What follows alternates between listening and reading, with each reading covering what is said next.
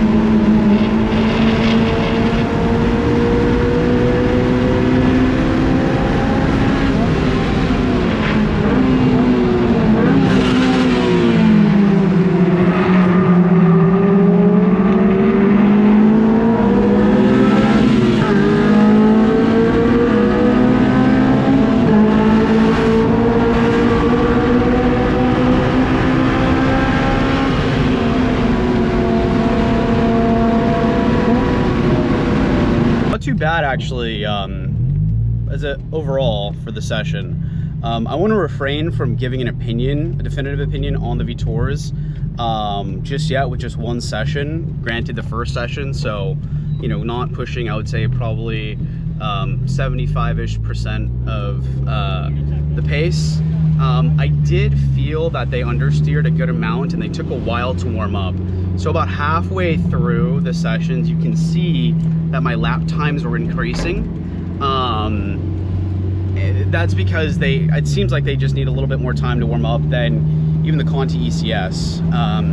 It looks like the lap timer showed a 202 with an optimal of 2 flat. So I'm pretty happy with that. I thought that was pretty good of a run.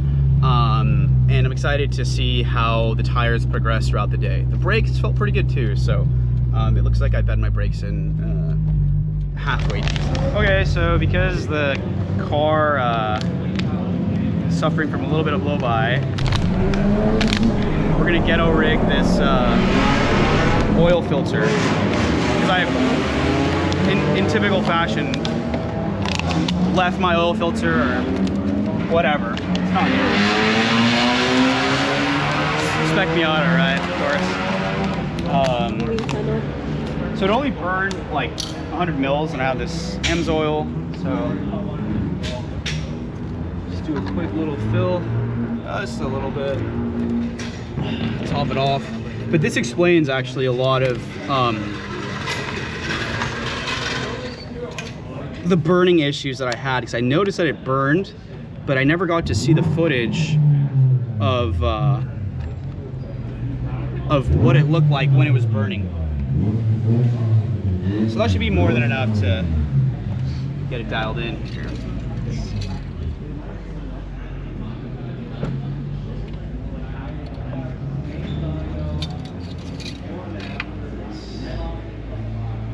And I guess I need a catch can now.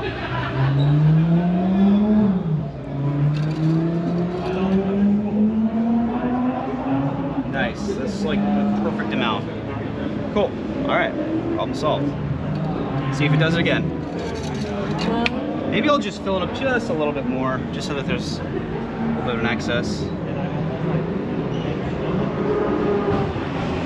Nice, nothing wrong with a little overfill on the track.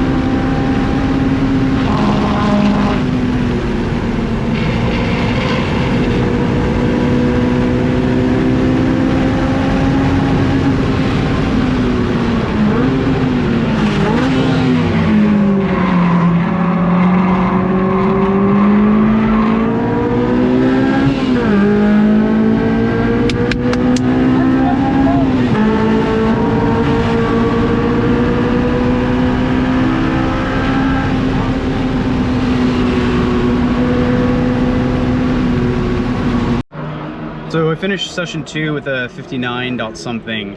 I started my PSIs at 28. which I think the car actually liked a bit more. I think PSI is probably somewhere in the 32s, 33s, uniformly around. Yeah, these tires, they just take a while to get warm. I don't know if I want to bump up to 29s, but I got a good flow in, and kind of mid-session, it seems like is when these tires come alive. So yeah, I just have to kind of run around that and learn to drive around it. I ended up just getting off after the 59, yeah, 59.6, which is fine by me. Still, again, just trying to learn the car here at Sonoma, and be wary of the tires, because they are summer tires, so there definitely is a limit. Let's say my brakes too are still not perfect, so I think I'm gonna have to get another set of pads, probably R12s, and another set of rotors, and see if that changes things.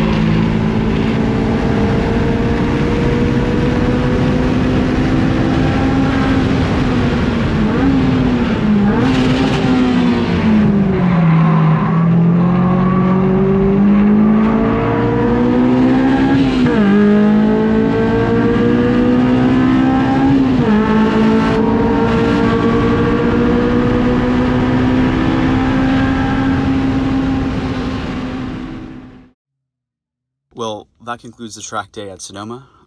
Really fun day that I had. Was able to get into the 159 somethings. That also, unfortunately, concludes my ownership with the S2000 in a really abrupt way.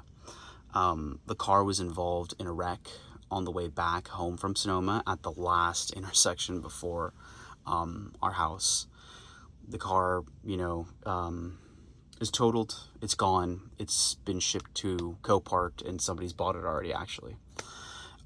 So, I had to take a month to process this and to gather myself and to fight the insurance too. But I wanted to focus on just the fun elements of this video.